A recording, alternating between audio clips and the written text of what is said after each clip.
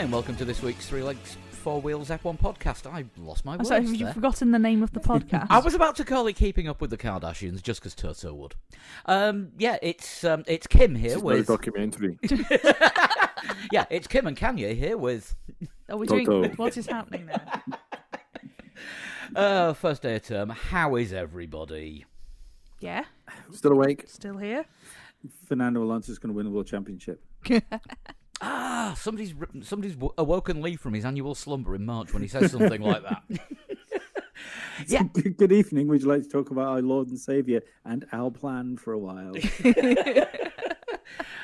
Right, let's kick off with good career moves then, and actually talk about Alonso.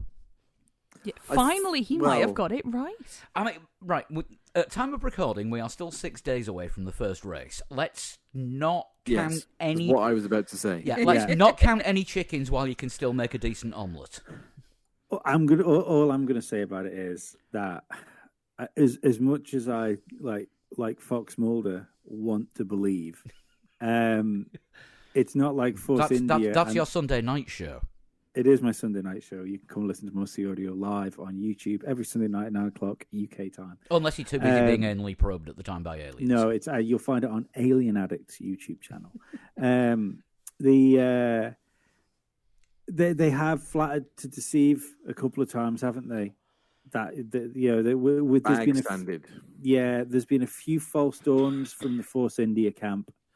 The only thing that's different this time is the amount of people that are saying how compliant the car looks, which is a good sign. Well, I mean, even Toto said that it looks like it could actually be the second or third fastest car on the grid ahead of Mercedes. Christian Horner, I don't know whether it was today or yesterday, said that they are cautiously looking at the threat from Aston Martin, and he said that's a sentence that you would have been laughed at for saying 6 months ago. But would he have just said that to piss off Ferrari And Toto. and Toto? And the only things that Christian Horner and the Red Bull organisation ever cautiously look at is another team to see if they've ripped anybody off so they can complain about it. Well, there is some very Red Bull looking parts in that Aston Martin. Including the driver they missed out on, as was in testing, Felipe Drugovich. He was rapid. He looks all right, doesn't he? Yeah. Yeah, friend of the podcast, Kieran Thompson's favourite driver. He's going to be getting a drive. He'll be getting the drive this weekend as well, by the looks of it. Well, yeah, Maybe. I mean, at the moment, they are giving Lance Stroll every opportunity. He's broke his wrists. This is Well, this is the hot. That's a rumour, isn't it? Yeah. That's not sounds about confirmed. right. I mean, at Well, least it's weird. Sorry, go on. I was going to say, at least for once, a Formula One driver's come out and said, yes, it was a bike accident, not playing tennis. Yeah, but I think it's strange how Who hates Juan Pablo Montoya? Yeah, mountain tennis. I think it's weird we don't know how bad it is, though. Yeah, this immediately struck me as odd that there wasn't he Instagrams quite a lot. He doesn't do much on Twitter, but he's usually quite active on Instagram. He's only posted once. There've been no photos of him with his hand in a strap or anything like that. We haven't seen him, and that feels odd. In that case, theory time. Oh yes. I don't think he's broken his wrist. I think he's broken his thumb, so that's why he can't Instagram. I mean, I'm sure he can afford someone to Instagram for him. Yeah. The problem would be. And what's your job? Lance Stroll, surrogate thumb. I was chatting with a fellow Formula One fan friend and also listener of the podcast who was saying it must be to do with the extrication as well, getting out of the car. You've got to be able to get out of the car quickly. If you can't get out of the car quickly, you fail your extraction test. You can't race that weekend. Well, there's G as well, isn't there? Like the amount of stress that would go through your wrist. If it's broken, it's going to be a problem. Braking is going to be very difficult. Yeah. It is for him anyway. Exactly. More so than point. usual. He can brake in straight lines. He just can't do corners. Or mirrors. I just find, it's just weird. Like the whole situation with him is, I mean, whenever we've had drivers injure themselves pre-season before, and and you usually know exactly what's going on. You know, like Mark Webber, for instance, because I mean he put himself in a right state, didn't he, with breaking his leg, and like everybody knew what he'd done, how he'd done it, that he was off doing like high altitude rehab to try and get it ready for the first race. It's there's something very Strolly about this. Is there? Or is it this is how that team works? Because who was his teammate for this year? Fernando. And who was the last driver to have a major injury that put him out of the opening race of the season and no one knew what the hell it was? Was it Fernando?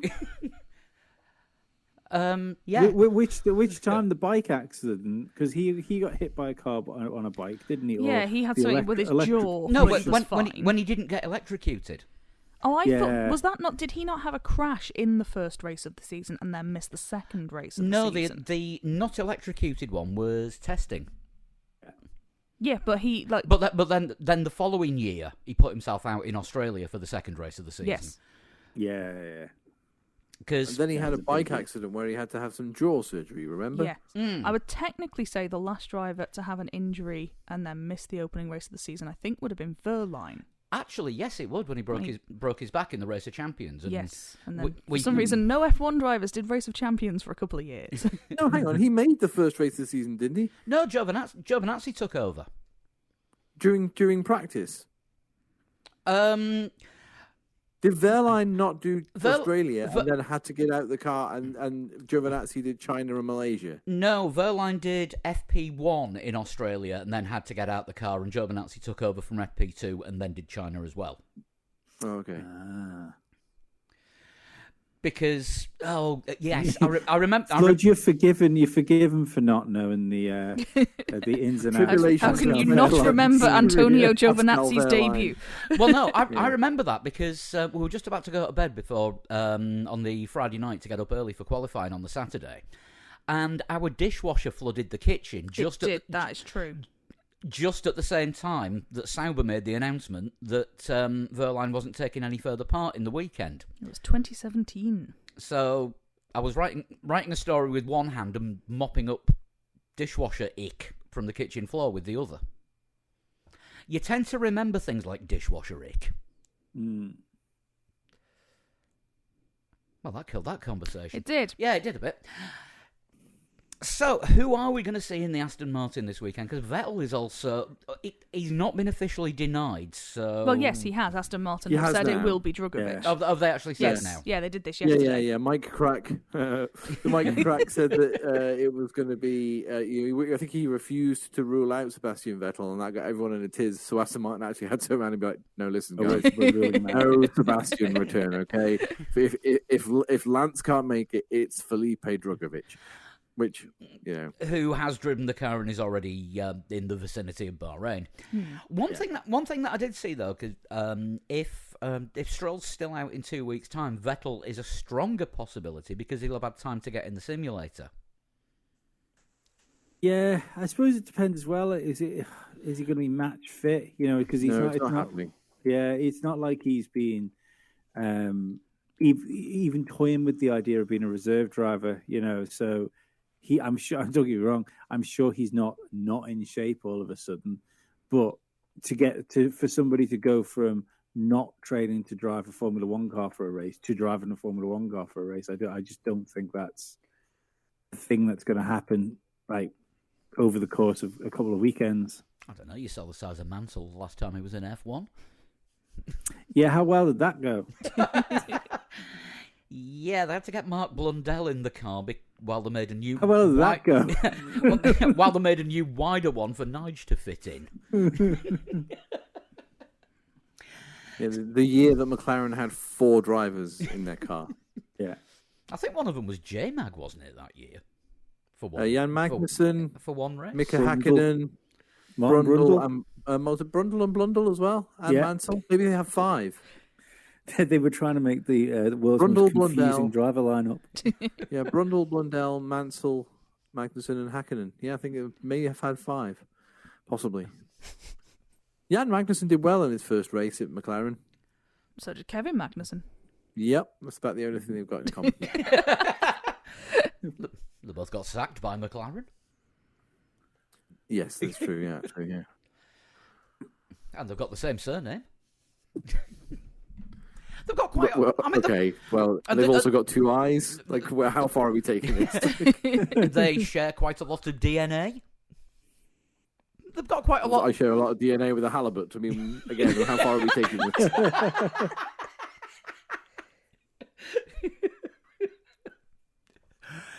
Oh dear, you can tell we're all pre-season giddy, can't you? What else did we like about testing then? It was nice to see cars on track, but testing is fucking boring. It Yes. is boring. I just checked in a couple of times just to see what's going on. All you really do is wait till the end of the day, don't you? You look at the testing times, go, interesting, and then you wait for somebody with an educated opinion to tell you what to think. I mean, I had a couple of days off work, not actually for the reason of staying at home and watching testing. There was other reasons, and I had it on in the background, and I was playing Power Wash Simulator most of the day. It's a good secondary program. Don't get me wrong. It's like a big, long Formula One podcast is what it is. And you can sort of zone out when Craig Slater comes on. Yeah, you can. Oh, Crofty, to be perfectly honest. No, he shouts too much. I put the remote somewhere. I couldn't find it, and had to listen to Crofty shouting. Did anyone see the piss take of Crofty when they tried the really, really bad practice start, which half the drivers understood and half of them didn't? No. No one hear that? It was Anthony Davidson, wasn't it, doing a Crofty impression? Oh, I heard that. I don't know who it was. But they did a practice start. Basically, all the drivers on the circuit at the end of the session were told, go round, line up on the grid, and we're going to do a practice start like it's a race start. So you all go at the same time. But like half the drivers didn't understand this. So half the drivers went when the lights went out and half of them didn't. Imagine you had a big pile up at the practice start at Formula One race. Yeah. Well, the ones that did set off at the end, Bottas was getting a little bit racy and managed to lock his brakes up and nearly went into the back of Perez. That could have been expensive. So the only interesting thing we saw from testing, because the car reveals to testing, I mean, there was nothing massively different, was there? Let's be honest. Nothing huge that we went, oh, that wasn't expected. The only thing was really Ferrari and their flexible front part of the nose, which Didn't we all saw that, right? Yeah, because they had like I sort of didn't. struts on, didn't they, for a couple of days? Well, not on the wing, on the actual nose itself. The nose caved in under the pressure of the air above it. I have not seen. I did hear them talking about making the parts as thin as possible, and they might have gone a little bit too far with that.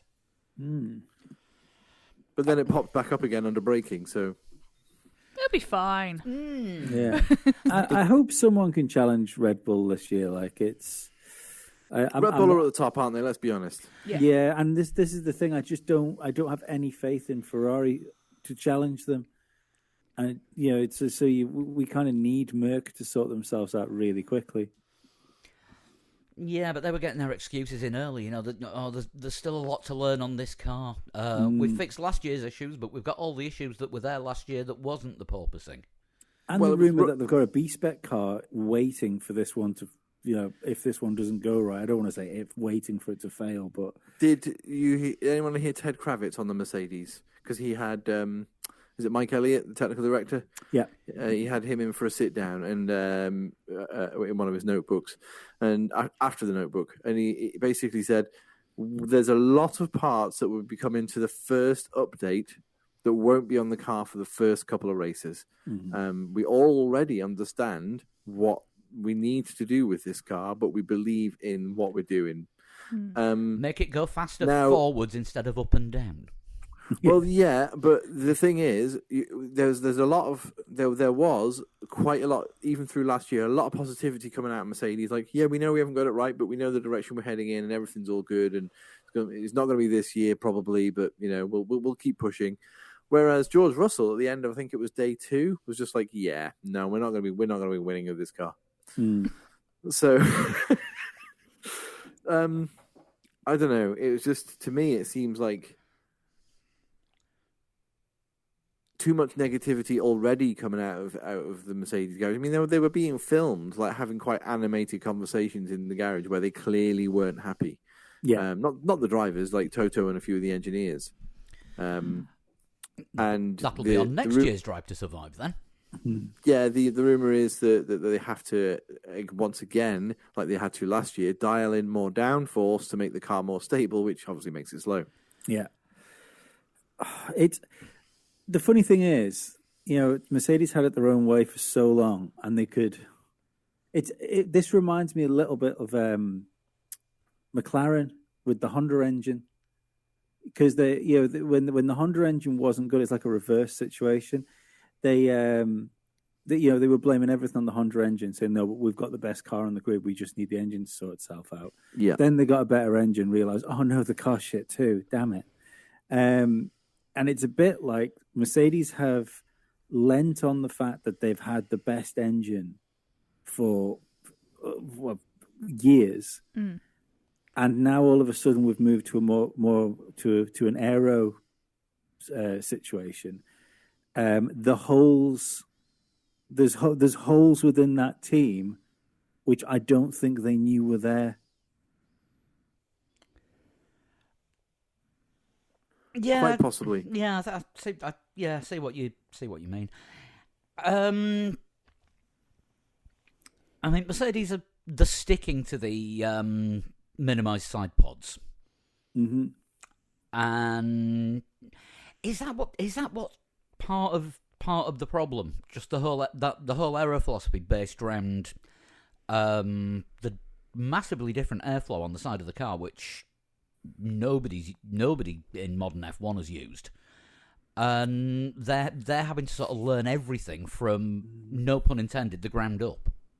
Yeah, I mean, I suppose that if they believe in the concept, it stands to reason why they're going to keep with it, because if they don't just want to like try and catch up with Red Bull, they want to overtake them.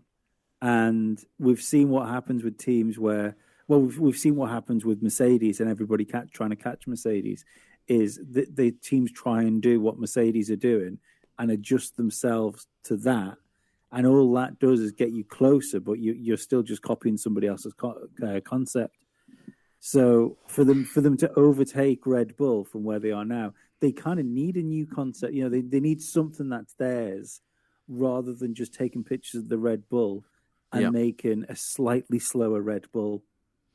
Yeah, and Aston Martin. Yeah, like you've got to do something different to get ahead. Yeah. Yeah, I mean, when the zero side pod car appeared last year, we were all shocked. Oh, well, I mean, I saw that and thought, well, this is it. Mercedes is going to be 5 seconds a lap quicker. Look at it. It looks like a spaceship. And I was wrong. We were all wrong, yeah. I mean, it tried to take off like a spaceship a couple of times when it was porpoising. Well, that seems to be gone now, doesn't it? Porpoising appears to have disappeared, which is nobody enjoyed that. But the Alpine was struggling with a little bit when they were running some development wings on the Saturday. Alpine are an interesting one because they had a bad test, but the performance of the car seems to be very good. So it's difficult to know where to place that car as well. I think they are going to be fastest of the back, as in the...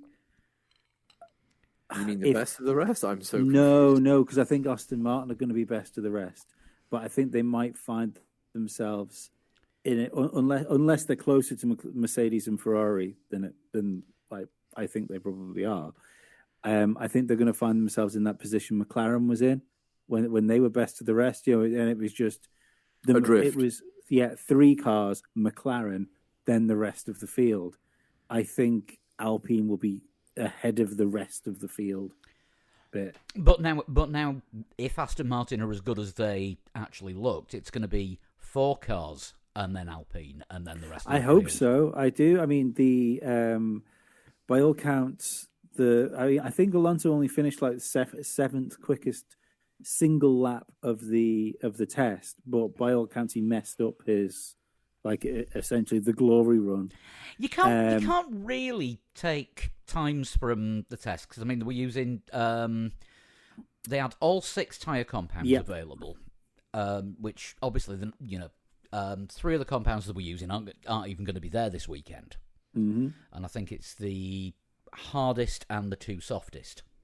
Yeah, because instead of numbering them 1 to 6, they've now brought an extra. They've now brought something in between what was C1 and C2 last year, and C1 is now C0. The only thing I think that's like you can draw something to was the long run pace of the Aston Martin looked really good, and I think on the same tires. Obviously, we don't know fucking fuel loads, but that's I suppose there's only when you do race distances, there's only so much you can kind of hide with fuel loads, because they're doing a race sim. They're going to have a race worth of fuel in. Yeah, I mean, when they come in after 66 laps, it's like, oh right, okay, so we know what the fuel was there. When they come in after 2, you can't tell. But the Aston Martin was a chunk quicker than the Mercedes over the course of the race sims, which that was the most interesting part of testing for me, because as soon as I found that, I was like, oh right, okay, well this is it's you can cheat the scoreboards when it comes to single lap pace, but you can't really cheat the scoreboards when it comes to like race distances. Yeah, and I think that's going to be the battle to watch. God, it's the battle for third. Well, listen, I think the thing is, if Aston Martin are up there snapping at the heels of Mercedes and Ferrari, it's a really good indication that we might get an extra team joining that top group in the near future. Because don't forget, if they've managed to get back from where they were, we must be looking at like the thick end of 3 seconds they'd have made up to do what they're doing here. About that, yeah. Their new facilities haven't come online yet. I think they've got about 40% of it. They're actually starting built to, aren't they? And they're doing it sort of in stages over the next is it about 18 months? Yeah, because the wind tunnel. I think we said this on the last pod. I think the wind tunnel's coming in next summer. Yeah. Oh no, I think isn't the wind tunnel coming online this year for use for next year's car? Yeah, I think that's right. That sounds about right. Yeah. So if they've managed to do this with with their old stuff while they're still a building team, I think it's a sign that they're heading in the right direction to sort themselves out. I suppose we're getting in the position where Lance Stroll's going to start. Is he going to get to the position where, surname or not, he's too much of a liability? Sorry. He's definitely not a reliability. No. Well, I don't know. You can rely on him to do certain things. Yeah. If they're actually a challenging team, because I think he's going to look. If he's going to be exposed this year against Fernando Alonso. Yeah, I mean, if they've got a top flight car and they've only got one top flight driver, yeah, then there's going to be some tough conversations around the table in Silverstone. I mean, all right, any conversation with Lawrence Stroll is going to be tough anyway. Yeah, Vettel. Sorry, Sean. I was going to say, it could get very awkward if Drugovich turns out to be all right. I mean, I think we can kind of safely assume we're probably going to see him for at least one race. Mm-hmm. He looked, to say that it was his first time doing a proper F1 test, he looked all right in testing. He didn't match Alonso's time, but he wasn't, in miles off the back. And he isn't, from F2, he's quite a clean driver. He doesn't drive into things, which gives him a massive advantage over Stroll. So if he is good, if it was anyone other than Lance Stroll, you would be having that. Well, why haven't we got this guy in the car rather than this idiot? Yeah. Yeah. Yeah, this could be an interesting intra-team battle, intra-family battle. The other thing to come out of testing was McLaren have got issues again. Give a shit, basically. It must be February. McLaren are struggling. I mean, they said that at their launch, didn't they? Like, yeah, this is shit. This is. We'll bring the real car later. It's not really good enough, though, is it, McLaren? You know, I mean, then Lando gets out of the car and punches the wall. I was just going to bring that up. If anyone heard Will Buxton talk about that, that's such an un-Lando thing, isn't it? Yeah, I mean, he would have won the award for least likely to Fox Slam. Fox Smash. Yeah. Fox Smash. Sorry, Fox Smash. Never a true word spoken on this podcast. Then again, he's usually at the McLaren Technology Centre, and I'm guessing every single door in there is Fox Smash proof. They're all made out of rubber. But yeah, if the car is another absolute sack, are we in danger of Oscar Piastri becoming the next Stoffel? Ooh. Yeah, 100%. I heard Jolyon Palmer saying about, I think it was Jolyon Palmer, he said, can anybody remember a driver with as much hype coming into Formula One as Oscar Piastri since Lewis Hamilton? And straight away I went, Stoffel Van Dorn. Yeah. Well, I mean, And no one else mentioned Stoffel Van Dorn. you were the one to point this one out. That Stoffel was the first driver you'd seen who was a reserve driver that had merch on a team website. I think it was Lee that spotted it. Was it Lee? I thought it was you, Chris. Yeah, no, he had he did have merch. Yeah, he's a. I don't even think he was F2 champion by that point, either, because he did 2 years in F2. I think it was his first year in F2. He had.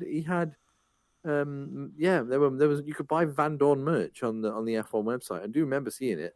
But I found this spreadsheet that everybody is. We were talking about spreadsheets earlier, weren't we? I'm going to post it in our chat group so that we can all discuss it. Oh, no, I'm trying to give up spreadsheets for 2023. It's someone else's spreadsheet. You don't have to take part. You It's just have to look at It's got the opinions of Albert Fabregas, Will Buxton, Total Motorsport, The Race, GP Blog, Ted Kravitz, and Lawrence Barretto as to where all the teams sit. Everyone has gone fairly similarly. There's a lot of more McLaren at the bottom. But two of them have got McLaren last. Yes, Will Buxton and Lawrence Barretto both have McLaren behind Williams. That is a shocker. GP2 engine, GP2.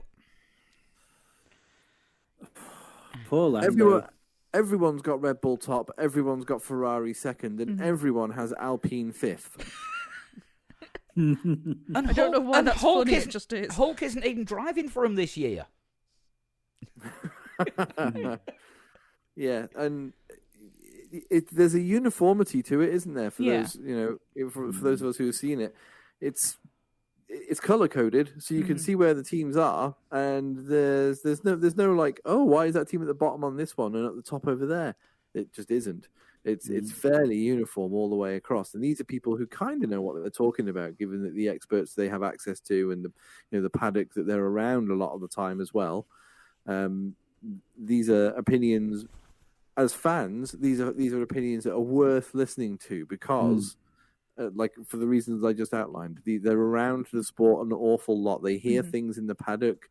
They know to ask the people. They either are the people or they know how to ask the people what to look for and what their opinions are. So if this is a rundown of how the teams are looking, then it's fair. What all I'm saying is fairly uniform, and it's quite scary how uniform it is.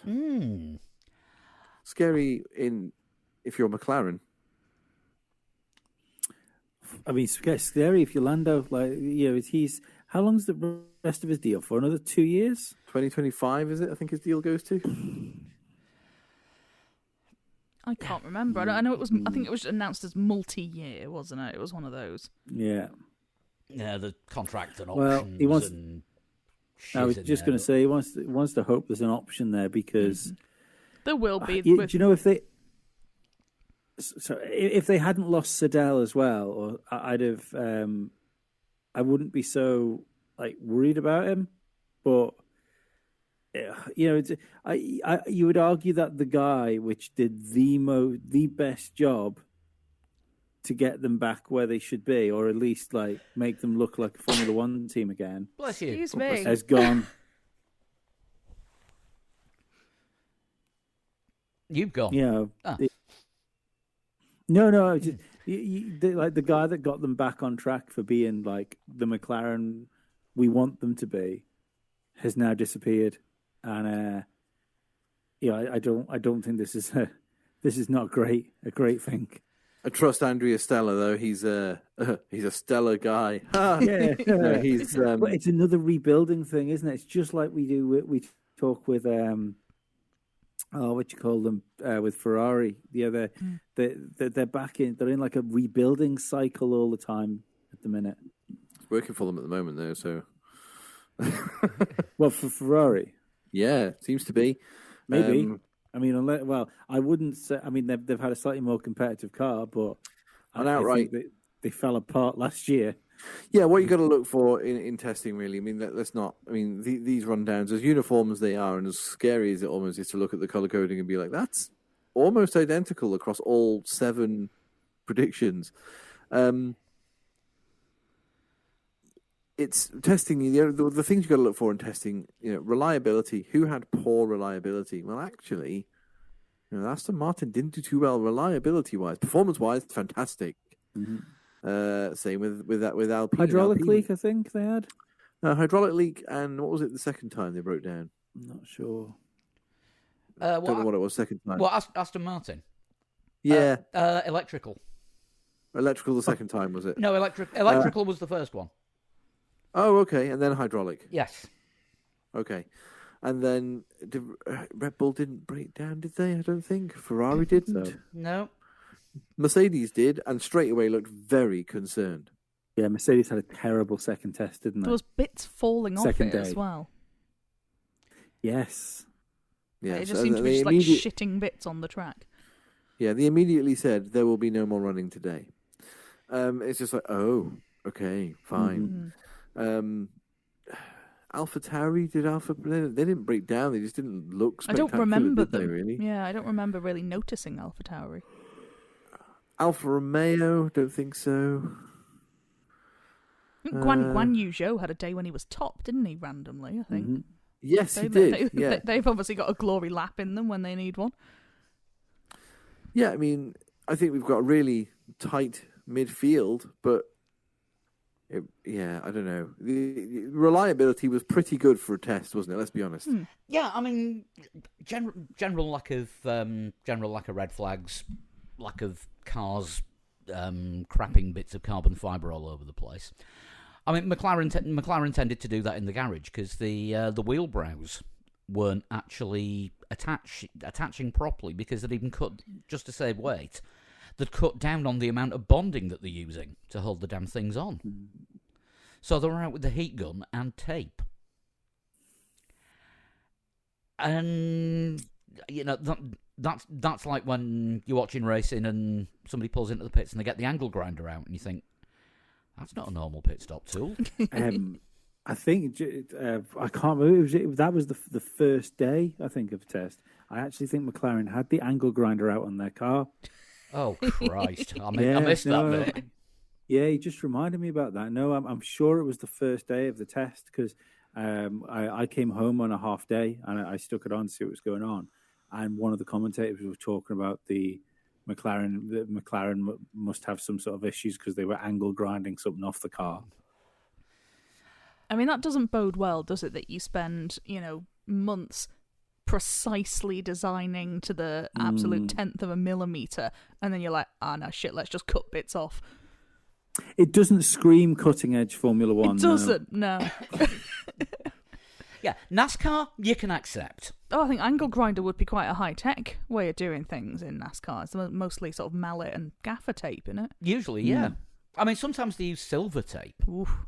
It's the expensive stuff. But yeah, we're going to be. This is going to be McHonda Part 2, isn't it? maybe. Yeah. Right, they looked rough last year as well. Let's not forget that. You know, we didn't. You know, they went in with the brake problems and stuff like that. And by the time we got like a couple of races on board, McLaren were actually looking like a pretty decent outfit again. So I think it's too soon to completely write them off for having a good year. Bearing in mind they should have easily last year, even with a bad start, they should have easily beaten Alpine, and it was the only issue McLaren had, like up until halfway through the season, was or by the time they got into halfway in the season when they got a good car, was a Daniel Ricciardo size problem. So there's no, I think it's too soon to say that they won't be at the top of the sort of midfield where they kind of belong. So you're saying don't look for them at the start of the season? Hang on, I've heard this before. I'm not saying look for them at the end. I'm saying look for them in like 3 races. You mean round about Spain when everyone brings their upgrades and they're still one step behind? Well, they're going to be one step behind doing the chicane that they've now removed. Yes. Yeah. Monday news. Ish.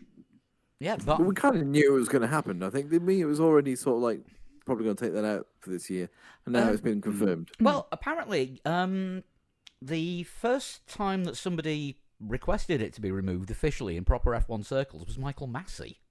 Oh. He was pushing for it 2 years ago. So that means the last turn at Spain now needs to be called the Massey curve. Mm. Oh my God! Like, can you imagine if Lewis loses a race on that corner? I always think of that as the chicane that's been removed. I always think of it as the Jack Miller chicane. Because in MotoGP they don't use the chicane, except Jack Miller, who one year managed to take it twice during a practice. And both times was sort of sat up looking around like, hang on, where the fuck am I? But managed to do it I think twice within about 10 minutes. What was it? So what we can get from that is Australians are both pro and anti the chicane. Yes. Who got lost last year?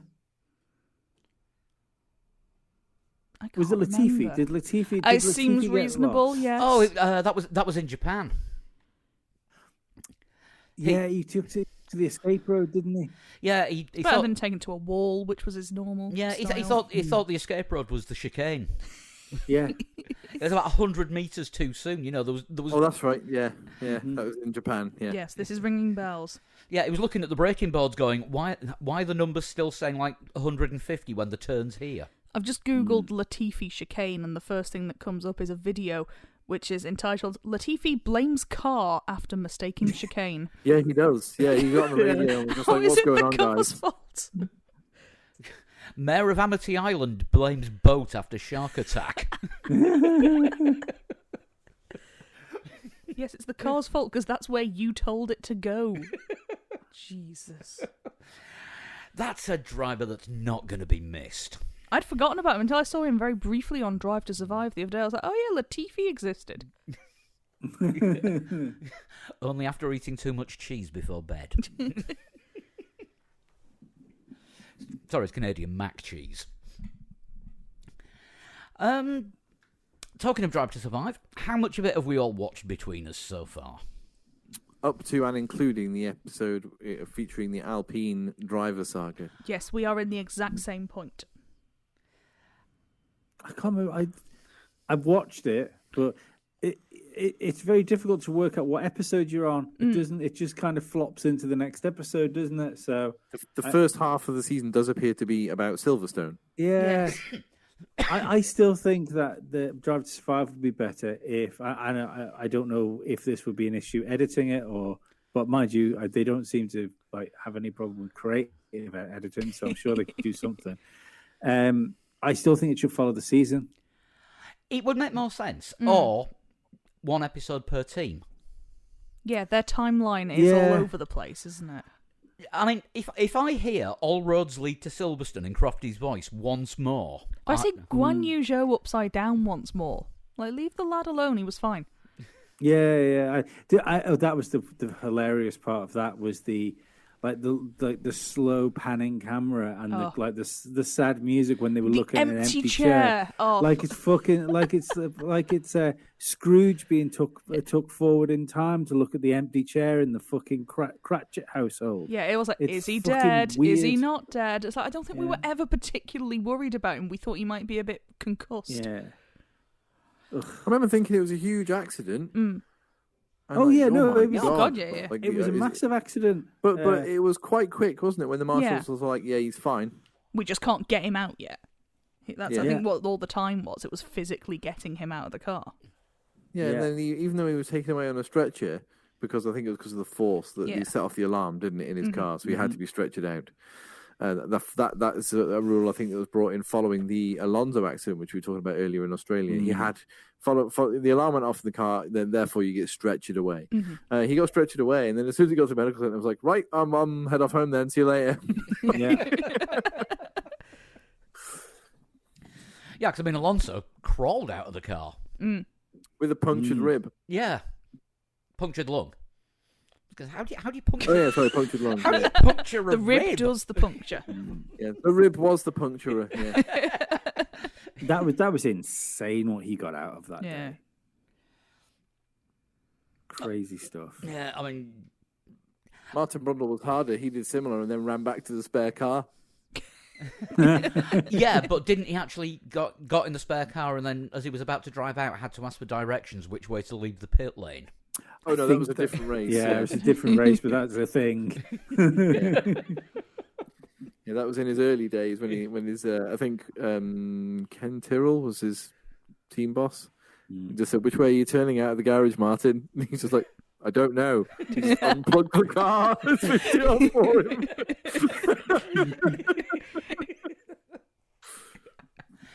I mean, after watching, I think we're halfway through on Drive to Survive, aren't we? Is it 12 episodes? No, we've done 5. We've done 6, I think, haven't we? No, the box got confused. Oh, and it did, yes. Thought we'd watch an episode that we hadn't. That rings a bell now. So I think we've done 5 out of 10, and I think this season is actually better than last year because Oh, God, yeah. they've not made it as soap opera-y. Or Chris, please do the Toto impression of what he said. He's not a documentary. What did he say? It's keeping up with the Kardashians. Yeah. Which is Not what a documentary. Twitter Keeping up has with the compared. Kardashians. Twitter has compared the sort of the team managers' row to scene from Keeping Up with the Kardashians or similar. I seen somebody comparing it to the meme with the cat and the shouting lady. Like, I feel Christian Horner has got a bit of like stick just through being Christian Horner when it comes here. But can we all just appreciate just how much of a dick Toto Wolff is? I think genuinely it is part of being a team principal, isn't it? I think you have to be a little bit of a bell end. Yeah, and especially like a successful one. It seems Yeah. to be like the more successful you are at it, the bigger the dick you are. Like Mattia But, Binotto comes across as a bit too meek. That's where he went wrong. Yeah. Same with what was his name? Not Demontezemolo. What's his name? Dominicali? Dominicali. Yeah, yeah. He's a bit too nice as well, isn't he? Yeah. It's like Gunter, entertaining, also very Never angry the- man. Yeah, never going to be like dripping in cups, is he? No. The Gunter and Mattia tour Europe in a Fiat Oh, yeah, 500, get that a eating and series. drinking. That needs to be a series. Yes, it does. Absolutely. You remember the tour? Was it called the tour with the, Rob Brydon Yes. and Steve Coogan? Yeah. Yes. Yeah, That's what I that, thought as well But when with I those watched it. two, Yes. Yeah. Yeah.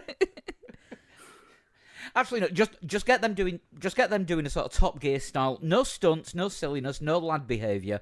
Just them driving cars, driving round, going places. I'll see that and I'll raise you. They have to travel to every Grand Prix together. Yes. Oh no, that wouldn't that work. would be good. And when they do the whole American leg, they have to do it as a proper road trip. Them two in a Winnebago. Yeah. That could be like the Christmas special. Yeah. Yes. So the new season is upon us, and the new drivers are on the grid. And it's going to be prediction time because we have a race this weekend. We can say it's race week, seeing as predictions. It's still February and it's race week. Everywhere else is saying it's race week. Let's join in. It's Do you race know week. what? A distinct lack of that, though. I think from what it usually is on like the socials this afternoon. I hadn't even thought about that before. Yeah, Oh, it is seen actual race of them. week. A few of them have been going mad. No, I've seen a lot from first thing this morning. I think because a lot of teams are like, fuck, it's race week. Although Haas had both drivers holding up brown paper bags with race week written on them. Yes, and they were stood like very close together. They looked quite awkward. Well, Hulk was holding race and K-Mag was holding week. Yes. Make of that what you will. I think Well, K-Mag did one a of them, solid yeah. job last year. I had forgotten how good Kevin Magnussen was until I saw Drive to Survive. Fucking Viking comeback. Absolutely. I mean, Haas have now become the last chance saloon, haven't they? Yeah, they're now Caterham, but better. Oh, God, does that mean Will Stevens is going to turn up for him at some point? Maybe. Hope so. Every- Nice having my... Kamui Kobayashi. Every team needs a Cockney chimney sweep. Like a hole in the head. He did call Romain Grosjean a fucking muppet at the Canadian Grand Prix one year. Yes. Easily worth it, isn't he? I mean, for that alone, yes, but driving ability, he's good in GTs. We didn't know he was in a fucking manor for Come on. This is fair. He did one race in a Caterham, which he bought the seat for, and then he did a season in Manor just before they went bang.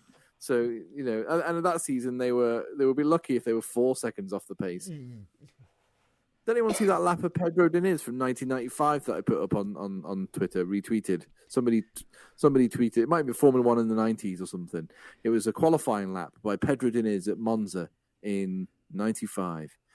His fast lap at Monza was 8 seconds off pole. Shite.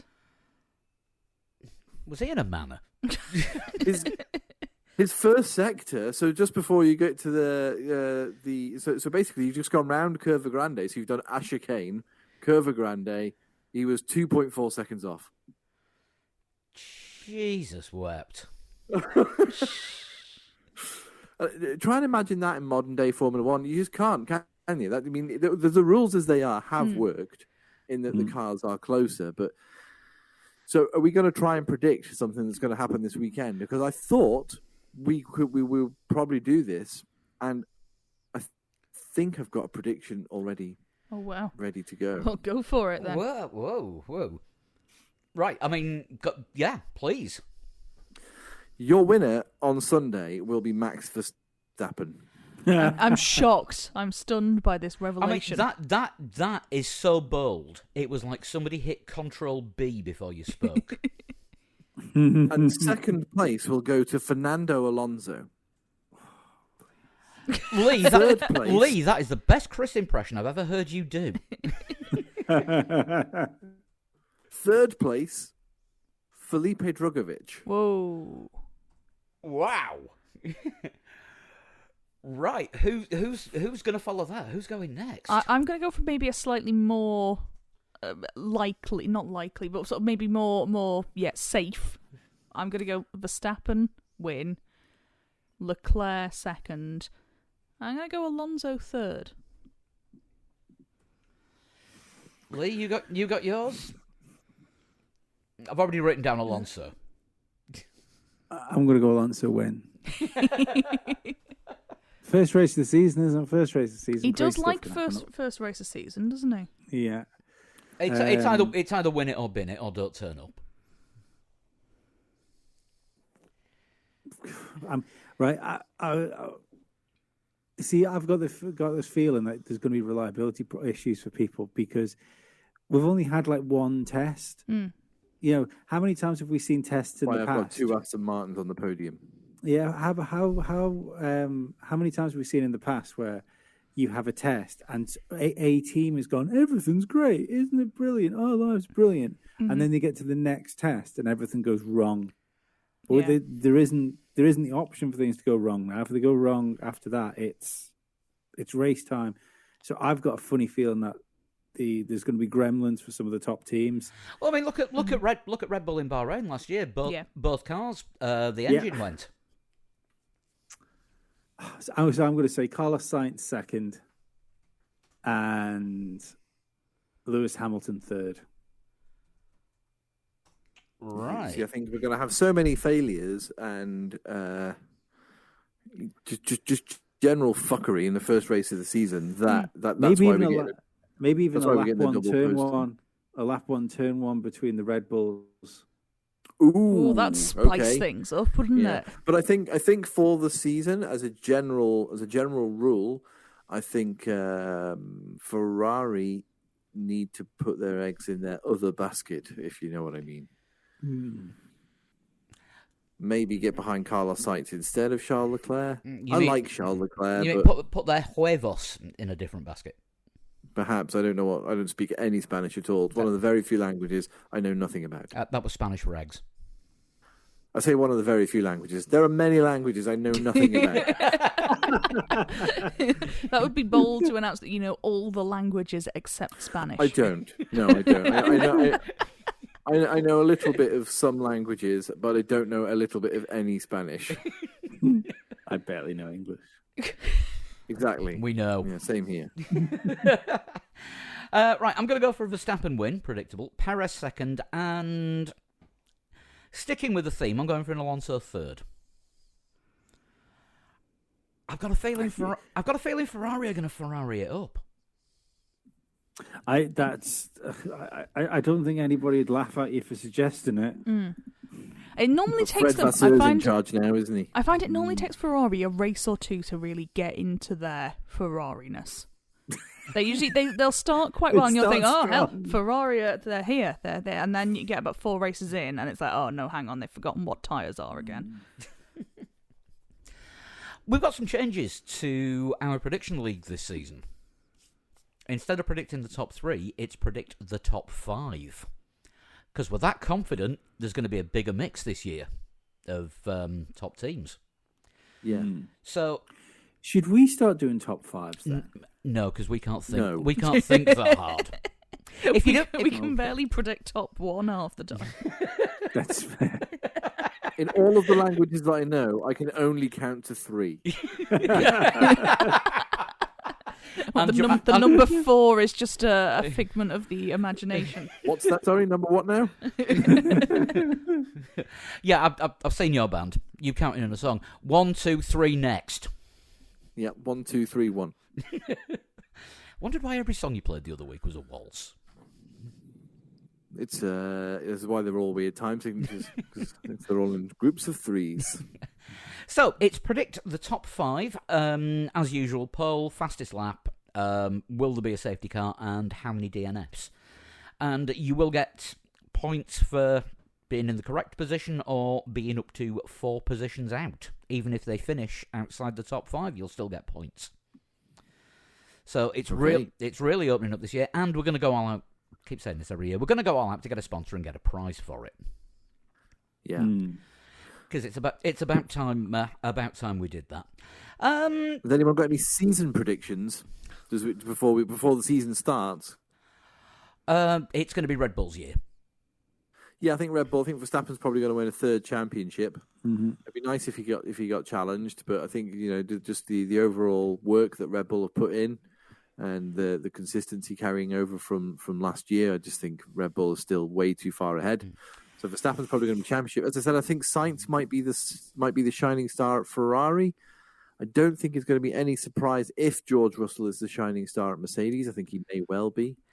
I think it's going to be Yuki Tsunoda's last season with AlphaTauri, who that's one we've missed. Apparently, the new you can buy an AlphaTauri. Yes, AlphaTauri may well be up for sale because the new Red Bull management that have taken over after Dietrich Mateschitz died last year have decided that AlphaTauri is costing too much, and they either want them to move to England or be sold. I think we called this on a podcast towards the end of last year. Yes. Yeah. And I think we said it was more likely to be sold to a manufacturer who would come in Now, I know Andretti have been mentioned, but I mean, that's a big overhaul, sort of moving everybody and the team from Faenza in Italy to the UK or elsewhere. And to me, it would make more sense to sell it to... I mean, I don't know if Ford wouldn't want their own team if they were tying in with Red Bull, would they? Probably not. Thought. Yeah, I mean, at the moment, it looks like there's 3 interested parties already, rumour has it. One of them being Andretti, the other one being High-Tech, who are in F2 and F3. Mm-hmm. So not from trainer, mid-90s bargain trainers. Claim. I had a pair Dad of, trainers. I had a pair of High-Techs that didn't even have laces, they had Velcro. Ooh. Oh, he got the Velcro. Yeah, they were like slippers with tread. So slippers. Yeah, basically, yeah.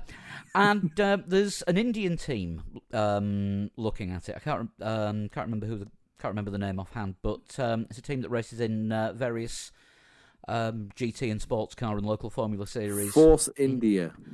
It's not Force India. Apparently, Vijay Mallya was asked for comment, but he's got no signal in the bunker that he's hiding in, so they couldn't actually get him.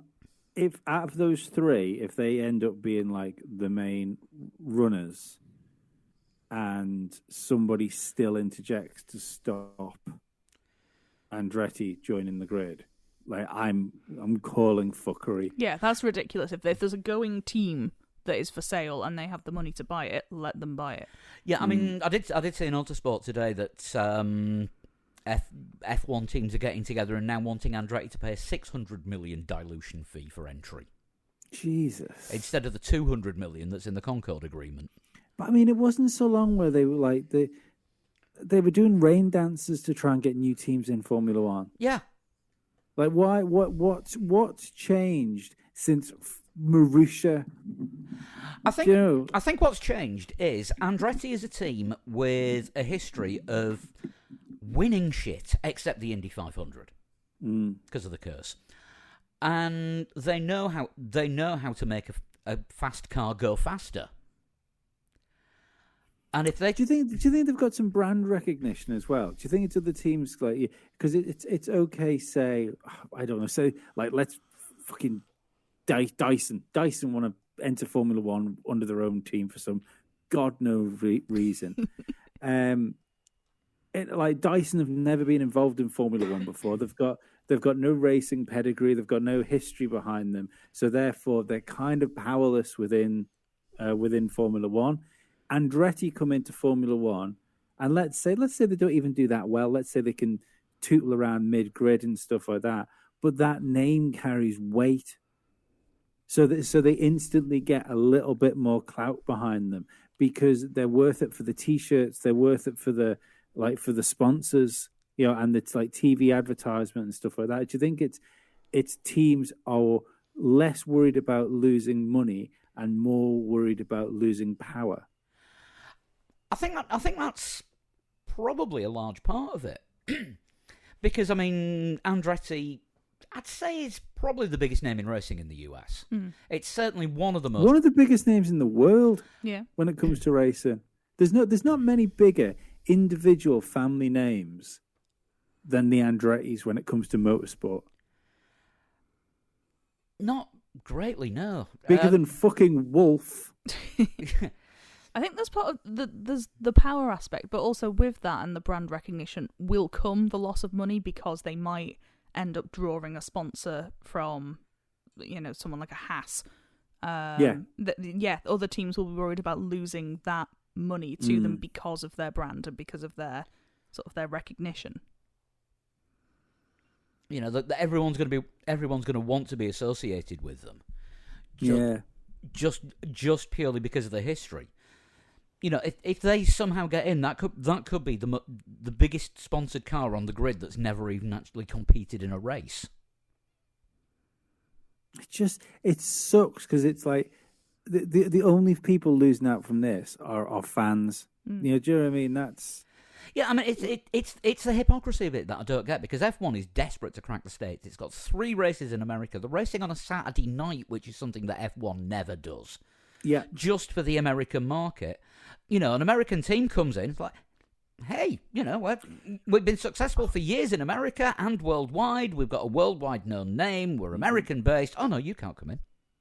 It's not like it's even bigger than saying that. It's bigger than saying an American team comes in. One of the American teams wants to come in. Yeah, it's beyond me, like absolutely beyond me. Yeah, Formula One can shoot itself in the foot quite a lot. Mm-hmm. It's the be careful what you wish for, isn't it? It's like, we're cracking America. Okay, well, the most American team wants to come in and play. It's like, hang on, what if they do it better than us? What if we weren't the best? It's very weird. I don't get it at all. Yeah, I mean, it's even when you look at, because we were quite excited when Haas joined F1. The idea of an American team and like what we thought would be the bombast that would come with having an American team too. And it's like the Formula One was like, yeah, we want an American team. If you wouldn't mind being like as un-American as humanly possible, that'd be great. Yeah, I mean, the flag they put on the cars, the grey, white, and grey. The star-drabbed banner. Yeah, all those famous American drivers that they've brought into Formula One. There'll only ever be one Scott Speed. There will only ever be one Scott Speed, and we should all sleep happy and knowingly. So yeah, anyone with a spare few $100 million, AlphaTauri for sale. Comes with a factory in Italy, or you can build your own.